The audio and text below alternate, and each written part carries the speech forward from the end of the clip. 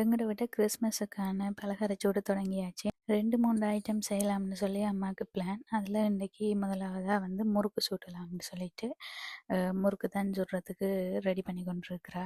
முறுக்கு எப்படி சுடணும், என்னென்ன அளவில் என்னென்ன சேர்க்கணும்னு சொல்லி உங்களுக்கு வேணுமெண்டா ஃபுல் வீடியோ அட்டாச் பண்ணுறேன், அதில் போய் பார்த்துக்கொள்ளுங்க. இதில் வந்து சிம்பிளாக ஷார்ட்டாக சொல்லியிருக்கிறேன் என்னென்ன பொருட்கள் தேவைன்னு சொல்லி. தேவையான பொருட்கள் அவிச்ச கோதுமம்மா, கடலைமா, எள்ளு, ஓமம், மஞ்சள் தூள்.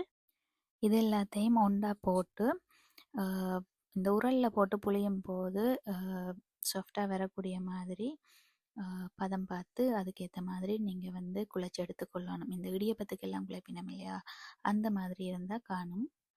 ஆகலும் இறுக்கமாக குழச்சிட்டிங்கன்னு சொன்னால் புளிய ரொம்ப கஷ்டமாக இருக்கும், கையெல்லாம் சரியாக நோகும்.